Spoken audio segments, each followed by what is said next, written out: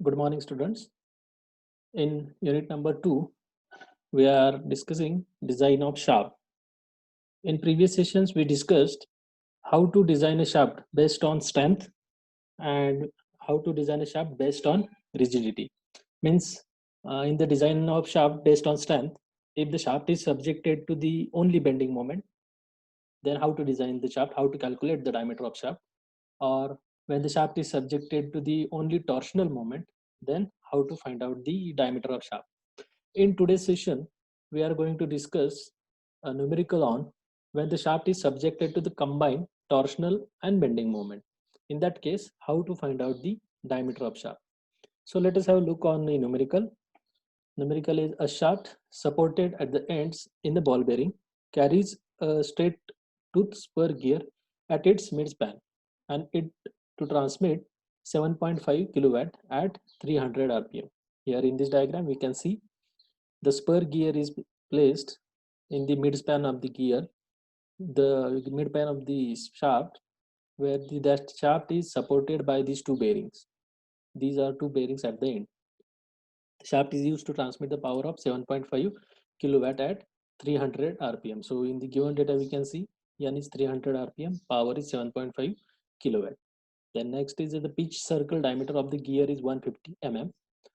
The distance between the center line of the bearing and the gear is 100 mm each. The distance of this distance is given in this diagram 100 mm and 100 mm. If the shaft is made up of steel, an allowable shear stress is 45 megapascal. Then determine the diameter of shaft. See, the allowable shear stress is given 45 megapascal, that is 45 Newton per mm square. Show in scales how the gear will be mounted on the shaft. Also indicate the ends where the bearings will be mounted. The pressure angle of the gear may be taken as 20 degrees. So alpha is 20 degrees. So based on that given data, we have to find out the diameter of this shaft. So let us proceed how to find out the diameter. So step number 1, to calculate torque. As we know, the torque is nothing but power into 16 to 1000 divided by 2 pi n. That is simply based on power and rpm. We can calculate the torque by putting the value of power 7.5 kilowatt, that is 7500 watt. 2 pi n, n is nothing but 300, that is given. So by calculating this, we can get the torsional moment, or torque is this one. So torque is nothing but 238.7 into 10 raised to 3 Newton mm. Next is to calculate the force acting on the gear. So when whatever the forces will be act on the gear, that will be transferred to the shaft, and that are nothing but the forces on the shaft. So how to find out that forces? As it is a spur gear, we have to calculate the tangential force. Tangential force can be calculated based on the torque. Torque transmitted by the gear is nothing but force into perpendicular distance. Distance is nothing but diameter divided by 2. That is nothing but radius of that spur gear. So that will be the tangential force. So tangential force is nothing but torque. Here we calculated the torque value and divided by diameter divided by 2. Diameter is 150 mm. So it is 150 divided by 2 is there. So tangential force on the gear is nothing but 3182.7 Newton. As the normal load way, how to find out the normal load? Normal load will be there on the spur gear. That is called an radial force generally. So W is nothing but Ft divided by cos of alpha. That is nothing but the formula to get the value of radial force on the spur gear. So Ft is given, Ft we calculated in this step. So Ft divided by cos alpha, alpha is 20 degree. So the normal load is nothing but 3387 Newton. Since the gear is mounted at the middle of the shaft, the maximum bending moment at the center of the shaft, that is clear. So how to find out that maximum bending moment at the center of that shaft? So center is nothing but, so the total load is acting on the shaft is nothing but W. So at the bearing, W by 2 will be the reaction. So W by 2, that is nothing but the reaction at each bearing. So we take one reaction, that is W by 2 multiply by length divided by 2. Total length is 200. So there, that's why here length divided by 2, because that force W is acting at the middle of the shaft.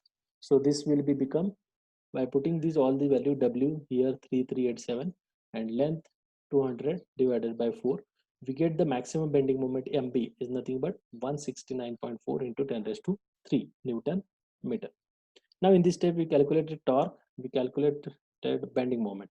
So as the shaft is subjected to the combined torsional and bending moment, we have to use the maximum shear stress theory to calculate the diameter. So maximum shear stress theory, in that we have to calculate first the equivalent twisting moment. So we know that formula, equivalent twisting moment is under root of mt square plus mb square. We have calculated all these values, mt torque and mb is maximum bending moment. We can put that value here in this equation like this. So we'll get the equivalent twisting moment is 297.7 into 10 raised to 3 Newton mm.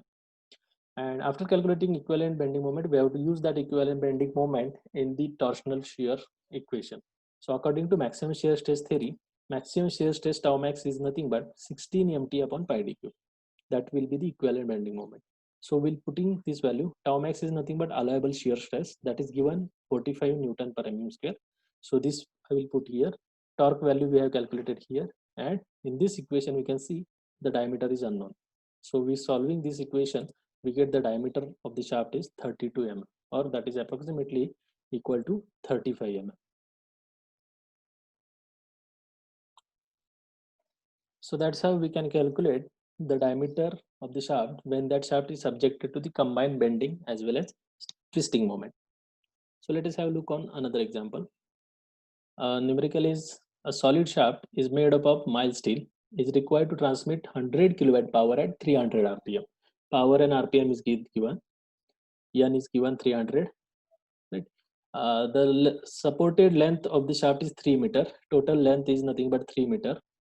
It carries two pulleys, each weighing 1500 Newton. Here you can see at point C and at point D, two pulleys are there.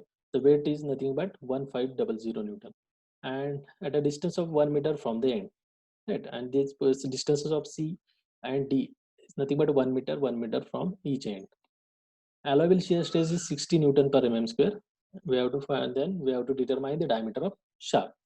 So here also it is clear that as the shaft is used to transmit the power and the loads are there at point C and D, so we can easily conclude that that shaft will be subjected to the twisting moment as well as bending moment due to that forces. So again, this is nothing but the numerical based on the shaft subjected to the combined bending as well as twisting moment. So let us see how to find out this diameter. So again, we need to calculate torque based on power and RPM. We know the power formula 2 pi n mt divided by 16 to 1000 in terms of n and mt. So mt by this equation, by rearranging this term in terms of mt is nothing but power into 60 into 1000 divided by 2 pi. So power is given 100 kilowatt, that is 100 into 10 raised to 3 or 1 into 10 raised to 5 watt. 60 into 1000 as it is 2 pi n. N is given 300 rpm. Right? So based on that we can calculate torque. The torque value will become 3183 into 10 raised to 3 Newton mm. Now after calculating torque we have to calculate bending moment, and where will be the maximum bending moment that is to be calculated. So here by this diagram we can say that we have to calculate bending moment. By little consideration we will show that the maximum bending moment lies at the each pulleys, that is pulley point C and D. How? As this force is acting 1500 at point C and 1500 at point D, both the forces are same and the distance from the end is also same, right? So that's why the maximum bending moment will act at point C or at point D. So we have to calculate that maximum bending moment. So for that purpose we need to calculate first reactions at A and reaction at B. So as the force is equal and the distances are also equal from both the ends, so reaction is nothing but same. So reaction RA and RB will be equal, and that will be equal to one of that force 1500 Newton. So the maximum bending moment at the center C, at the center of pulley C and D is nothing but bending moment is nothing but force into perpendicular distance. The force is nothing but reaction force A, that is 1500 multiplied by this distance 1 meter, that is 1000 mm. So maximum bending moment is nothing but 15 into 10 raised to 5 Newton mm. So that will be same at point C as well as at point D. So again, as the shaft is subjected to the combined bending as well as torsional moment, we have to use maximum shear stress theory here. So according to maximum shear stress theory, equivalent twisting moment is given by mt square plus under root of mt square plus mb square. We have calculated these two values. By putting all these values, we get the value of equivalent twisting moment as 3519 into 10 raised to 3 Newton mm. By that, we can use this equation, shear stress, allowable shear stress or tau max is equal to 16 mte upon pi d cube. Allowable shear stress is given 60 megapascal, so it is 60. Equivalent twisting moment we calculated in this step here, 3519 into 10 raised to 3. So by putting all these values here in this equation, we can see the diameter is unknown. So solving this equation, the diameter will become 66.8, or that is approximately equal to 70 mm. So these are the simple numericals where the torque can be calculated based on power and RPM. But in some cases, the power and RPM is not given. Then how to find out the torque? That we'll discuss in this numerical. The next numerical is like this. A line shaft is driven by means of motor placed vertically below it. The pulley on the line shaft is 1.5 meter in diameter and has a belt tension 5.4 kilonewton and 1.8 kilonewton. See, the diameter is 1.5 meter, or diameter of the pulley is given. That is here in this diagram you can see. So this is placed at a distance of 400 mm from that bearing, and W is nothing but total load on that pulley. So the belt tensions are given. Belt tensions are 5.4 kilonewton and 1.8 kilonewton. So T1, let us assume T1 is nothing but tension in tight side, that is equal to 5.4 kilonewton, and T2 is nothing but tension in tight side, that is equal to 1.8 kilonewton. Both these tensions may be assumed to be vertical. Here in this diagram, both the tensions are nothing but vertical. If the pulley be overhang from the shaft, the distance of the center line of the pulley from the center line of the bearing being 400 mm, the distance is nothing but 400 mm. Then find the diameter of shaft by assuming the maximum allowable shear stress is 42 megapascal. Allowable shear stress is given 42 megapascal. So it is simply, we can say that the shaft is overhanging one where the force is acting at the end, and here the bearing support is there. So in that case, how to find out the shaft? So here is also we can conclude that as there is a belt drive, so that pulley or that shaft will be used to transmit the power. So as it is transmitting power, the shaft will subjected to the twisting moment, and by the simple diagram we can see the force is acting at the end, so there will be the bending moment in that shaft also. So that's why that shaft will subjected to the combined bending and torsional moment. So let us see here how to find out that bending moment and how to find out that torsional moment. So first we will calculate the torque on that, or torsional moment on the shaft. So we know that mean torque transmitted by the shaft is nothing but simple. Mean torque mt is nothing but T1 minus T2 into R. As it is a belt drive, so torque on the belt drive pulley is nothing but T1 minus T2, that is tension in tight side minus tension in slack side, multiply by radius of that pulley. So all these values are known. So tension in tight side 5400, tension in T2 1800, and radius is nothing but 0.75, because 1.5 meter is nothing but diameter. So 0.75. So this torque will be 2700 Newton meter. So it is nothing but 2700 into 10 raised to 3 Newton mm. So after calculating torque, we have to find out the bending moment. So we neglect the bending moment, we neglect the weight of the shaft. So total vertical load acting on the shaft is nothing but total load is W is nothing but T1 plus T2, as there are two tensions in the belt, and these are two, both the tensions are in downward direction. So we can simply add this T1 plus T2. So that will be the total load. So 5400 plus 1800. So total load at the end W is nothing but 7200 Newton. So due to that load, there will be the bending occurs at this point, bearing point. So that bending, maximum bending moment is given by force multiplied by distance. So force is nothing but this total weight 7200 multiplied by this length is nothing but 400 mm. So this is 400. So maximum bending moment is nothing but this one, 2880 multiplied by 10 raised to 3 Newton mm.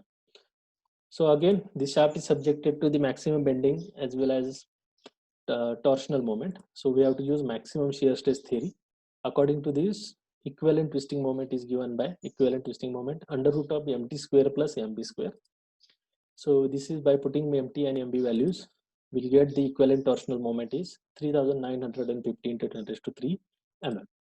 So by calculating this equivalent twisting moment, again in this we use this equation, tau max is 16 mte upon pi d cube.